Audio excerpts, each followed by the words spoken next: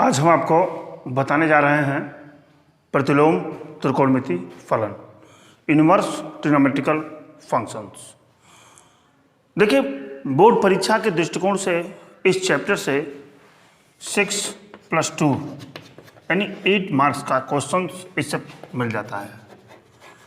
8 marks का question इससे मिल जाता है और यह चैप्टर बहुत ही ईजी है, बहुत ईजी है।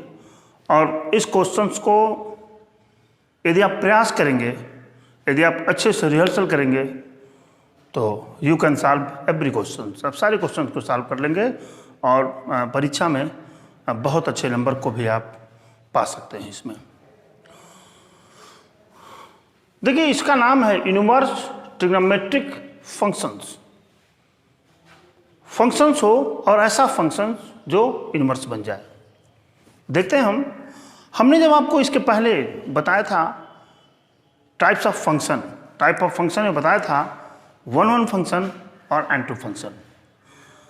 मान लीजिए कोई फंक्शन f है, f का इनवर्स हम f इनवर्स से लिखते हैं।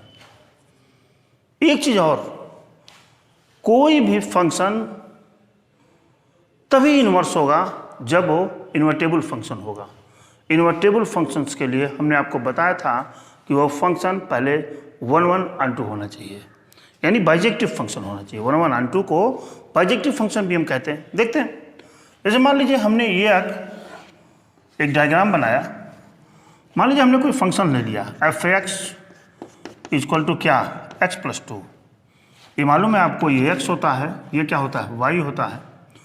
मान लीजिए x इक्वल टू 1 लेते हैं तो ये बराबर x+2 मान सकते हैं, बराबर f(x), यही होता भी है, आपको मालूम भी है ये सारी चीज़ें। f(x) बराबर x+2 है।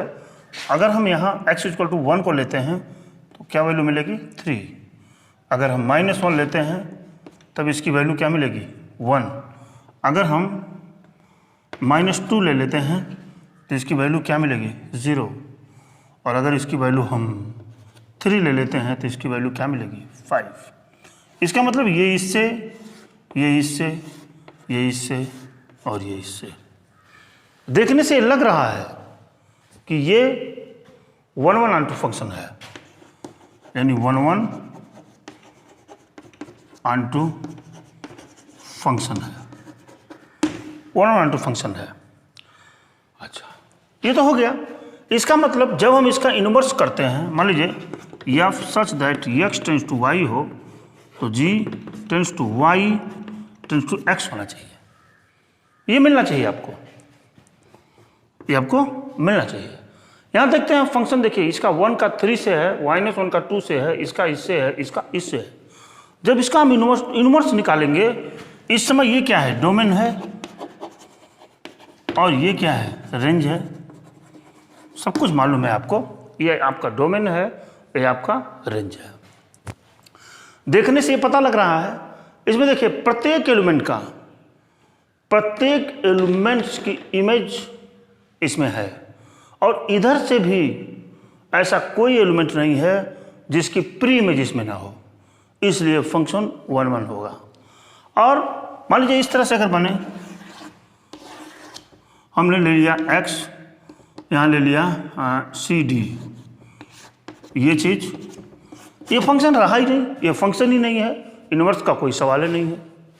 हमने अगर ऐसे बना दिया, मान लीजिए इस तरह से ले लिया A B C 1 2 3, हमने इसको इससे कर दिया, इसको इससे कर दिया और इसको इससे कर दिया। ये फंक्शन है, लेकिन ये यहाँ का कोई एलिमेंट नहीं बच रहा है। यहाँ तो ऐसे सारे के सारे ऐसे एलिमेंट हैं इसमें जिसकी इमेज है इसमें। ये 1 तो है लेकिन n2 नहीं है। ऐसे फंक्शंस को हम मिनिमम फंक्शन कहते हैं। इसका भी इनवर्स हम नहीं निकाल सकते। क्यों निकाल सकते, क्योंकि 1 n2 नहीं है। अगर मान लीजिए इधर से जब हम इसको हम डोमेन लेंगे तो फिर ये खाली बच जाएगा, इसलिए इसका भी हम नहीं निकाल सकते। आगे देखते हैं।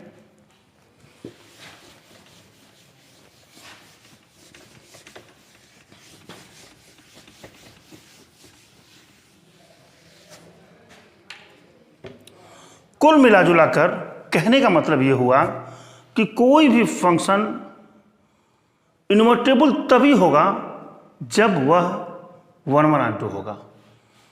रिपीट अगेन, इनवर्स फंक्शन होने के लिए सबसे पहले उस फंक्शन को 1 1 ऑन 2 होना चाहिए। अब एक हम ट्रिग्नोमेट्री का एक एग्जाम्पल से लेते हैं और फिर उसके तहत आपको बताता हूं। जैसे मान लीजिए मैंने ले लिया sin x मैंने ले लिया, मान लीजिए यहां लिख दिया मैंने f(x) = sin x। चलिए हमने लिया यहां पर। अब आपका ये चैप्टर यही से स्टार्ट हो रहा है। ये हो गया f(x) = sin x। चलिए ये होता है x और ये क्या होता है y। अगर हम इसमें 0 रखेंगे तो इसकी वैल्यू 0 मिलेगी, या अभी छोड़िए, हाँ 0 मिलेगी। चलिए π/2 लेंगे 1 मिलेगी, और 5π/2 भी लेंगे तब भी इसकी वैल्यू 1 मिलेगी। यानी ये इससे हो जाएगा और ये इससे और ये भी इससे हो जाएगा। अब देखने से क्या पता लग रहा है, हर एक की यूनिक इमेज नहीं है, हर एक की यूनिक इमेज नहीं है। यहाँ पे π/2 की वैल्यू 1 मिल रही है, 5/2 की भी वैल्यू मिल रही है, यूनिक वैल्यू नहीं मिल रही है। ये 1 1 ऑन 2 है ही नहीं। तो इसलिए in general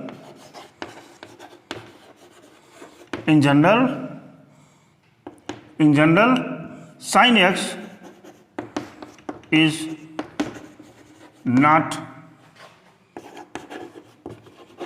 1 1 and onto function. ये 1 1 and onto फंक्शंस नहीं है। इन जनरल ये 1 1 and onto फंक्शन नहीं है। हमने क्या बताया था, किसी भी फंक्शंस को इनवर्स होने के लिए उसका बाइजेक्टिव होना जरूरी है। इसका मतलब 1 1 and onto होना जरूरी है। यहां से देखने से लग रहा है π/2 की भी 1 इमेज मिल रही है और यहां से भी 1 मिल रही है। अगर हम इसी चीज को, यह है आपका π/2, यह है पाई 3π/2 और ये क्या है 2π, और यहाँ पर π/2 -π -3/2 -2π। इधर से चलेंगे हम, ये हमने गया ऐसे, ये हुआ आपका ग्राफ। भाई आपका ग्राफ हुआ, हमने मान लिया जा यहां पर कोई एक पॉइंट मैंने ले लिया और यहां पर हमने कोई पॉइंट ले लिया।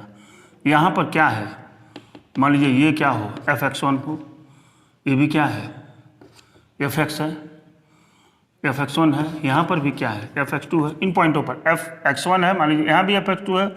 अगर ये f(x1) बराबर f(x2) हम लिख दें, ये इंप्लाइज करेगा x1 is not equal to x2। इसलिए ये इस तरह सा फंक्शन 1 1 ऑन 2 नहीं होगा, और जब नहीं होगा तो sin x का हम इनवर्स निकाल नहीं सकते। अब निकालेंगे कैसे, आपको पता भी है कि उसी फंक्शन का हम इनवर्स निकाल सकते हैं जो फंक्शन बाइजेक्टिव फंक्शन होगा। क्या करेंगे अब हम इसको, sin x तो बाइजेक्टिव फंक्शन है, ये नहीं है, हम इसको बाइजेक्टिव बना करके लेंगे। अब इसको हम बाइजेक्टिव बनाएंगे, वो कैसे बाइजेक्टिव बनाएंगे उसको हम देखते हैं।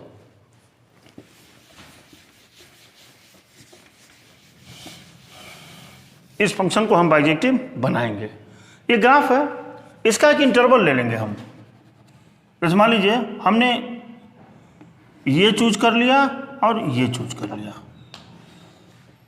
यानी sin x, अगर हम sin x की वैल्यू यहां से लेकर के यहां तक, यानी ये ग्राफ ऐसे, अगर हम ये वैल्यू रखते हैं ऐसे, इतना हम ले लेते हैं अगर, तो यह बाइजेक्टिव फंक्शन हो जाएगा। क्या मतलब है इसका sin x